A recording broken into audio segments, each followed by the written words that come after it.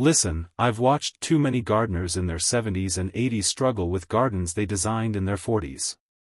And here's what nobody tells you: the garden that brought you joy at 60 will betray your body at 80 unless you make these specific changes right now.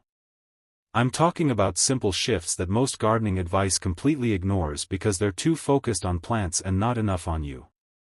Stick around because number 3 literally saved my neighbor from giving up her 30-year rose collection. Welcome to Timeless Gardens, where we keep your hands in the soil without emptying your wallet. If you're new here, we're all about practical gardening wisdom that actually works in the real world. And to my returning garden friends, thank you for making this community what it is. Your comments and stories inspire every video we create. Before we dig in, do me a quick favor. If you're over 55 or planning your gardening future, hit that subscribe button and turn on notifications. Why? Because we're building something special here, a community of gardeners who refuse to let age dictate our passion. Plus, dropping a like right now tells YouTube to share this with other gardeners who need to hear this. Alright, let's talk about these 5 game-changing adjustments. Here's the truth most garden centers won't tell you.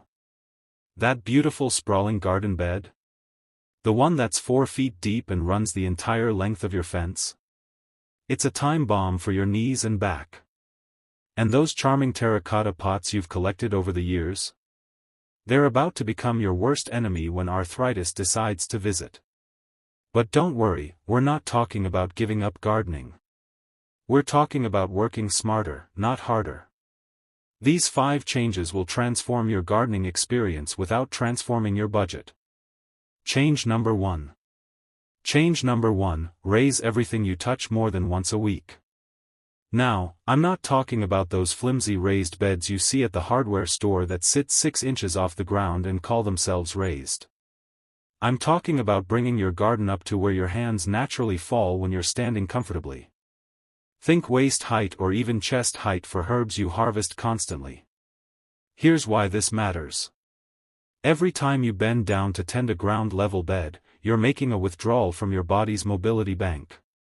At 60, you might have plenty in that account. At 80? Not so much. But here's the beautiful part.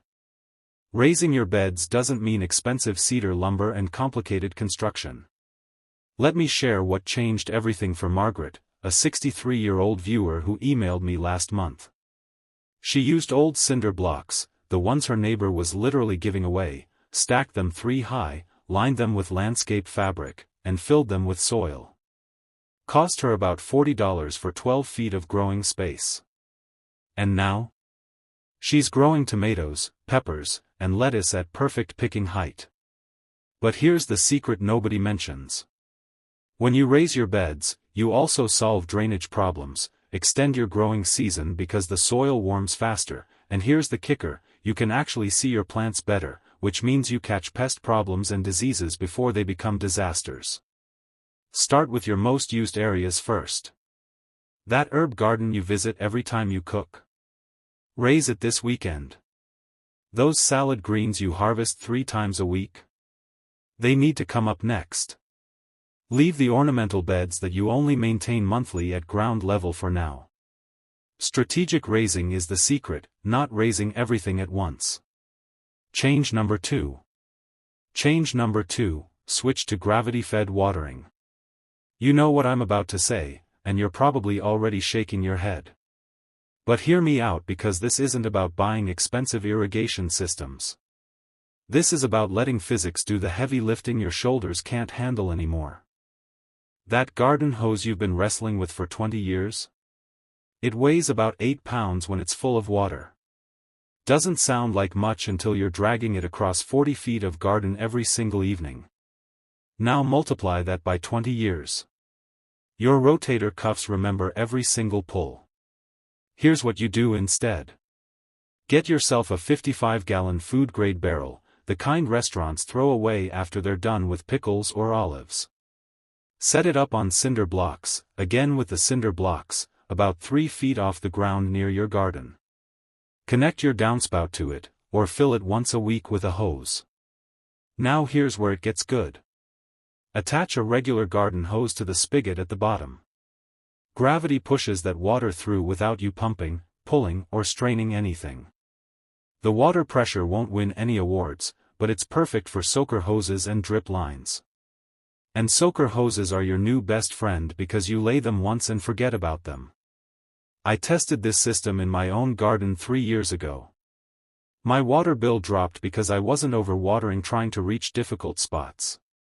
My plants actually looked healthier because they were getting consistent moisture.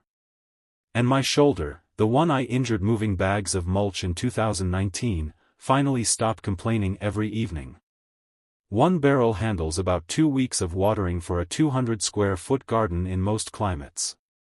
You want more coverage? Add another barrel. They're usually free or cost about $20. And if you're worried about mosquitoes, drop a mosquito dunk in there once a month. Problem solved. Quick question before we continue. Are you already making any of these changes in your garden? Drop a comment below and let me know which change you're most excited to try. I read every single comment, and your experiences help other viewers more than you know. And if this information is clicking for you, go ahead and smash that like button. It helps us reach more gardeners who need this. Change number 3. Change number 3, eliminate every step you don't actually need. This is the one that saved my neighbor Linda's rose garden, and it's going to sound almost too simple. Count your steps. Literally count how many steps you take during a typical gardening session. Then ask yourself this hard question: which of these steps exist only because of how I designed things 20 years ago? Linda had 11 rose bushes scattered across her half-acre property. Beautiful, right? Romantic even. Except she was walking over 400 steps every time she deadheaded or checked for black spot.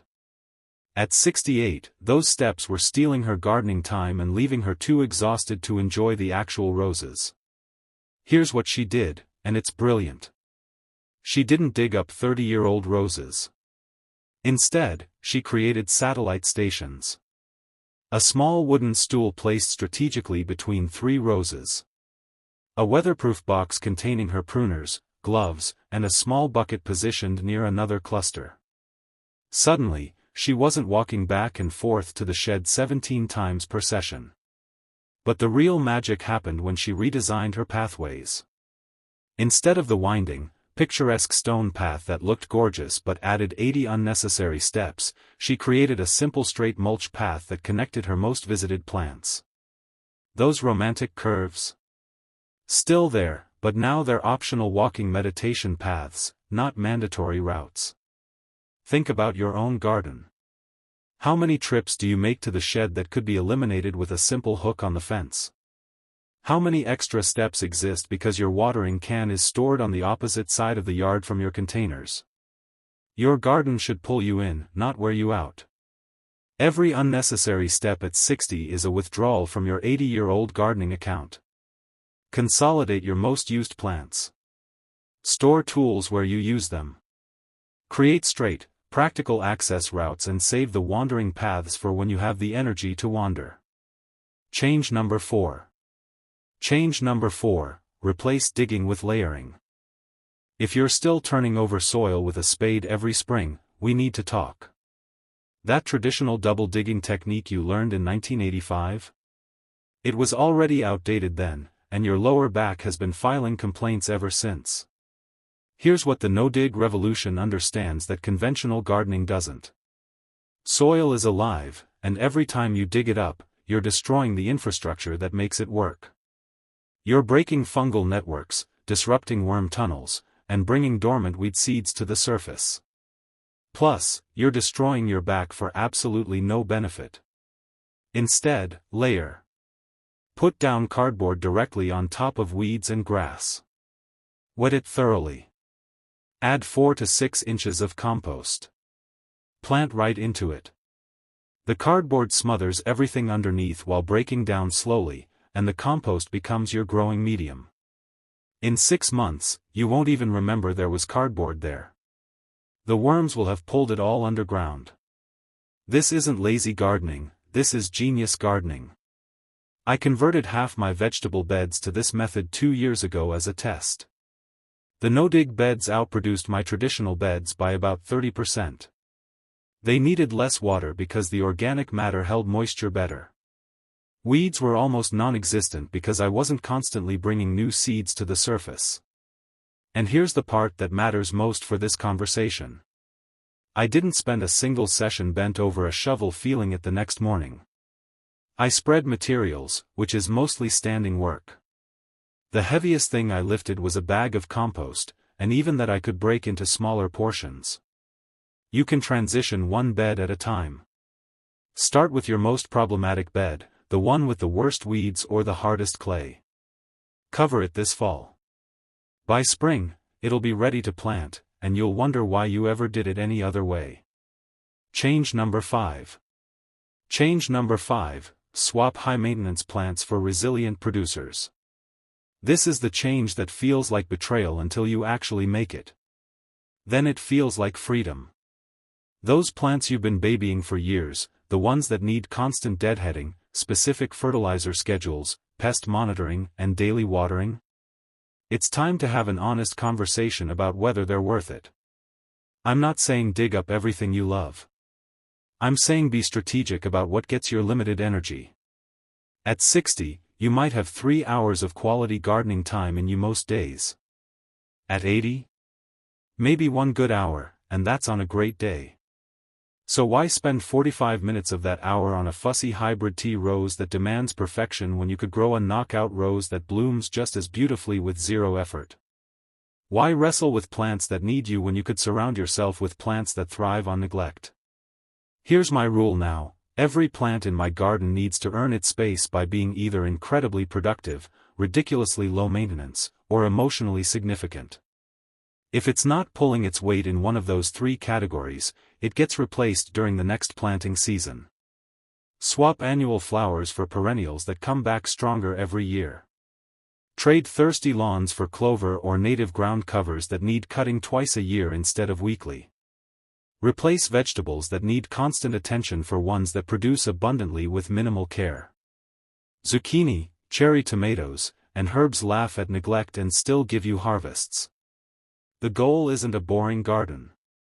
The goal is a garden that doesn't punish you for being human. For having days when your arthritis flares up. For taking a week's vacation without hiring a plant sitter. For being 75 and still wanting tomatoes without needing to stake, prune, and fuss over heirloom varieties that taste marginally better but demand 3 times the work. Look, gardening at 80 is absolutely possible, but only if you make these shifts now, while you still have the physical ability to redesign your space. Raise what you touch often. Let gravity handle your watering. Eliminate unnecessary movement. Stop digging like it's 1950.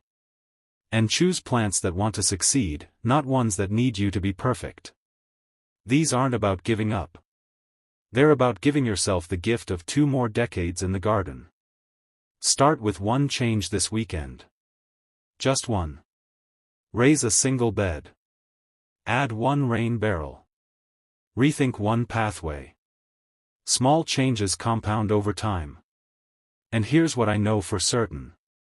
The gardener who plans for their future self is the one still planting tomatoes at 85. That could be you. If this video gave you even one idea worth trying, subscribe to Timeless Gardens right now. We post new practical gardening wisdom every week, all designed for real gardeners with real budgets and real bodies that don't bend like they used to. Drop a comment telling me which change you're tackling first. And if you know a gardener who needs to hear this message, share this video with them. Let's keep each other growing. Until next time, keep your hands in the soil and your back happy. I'll see you in the next one.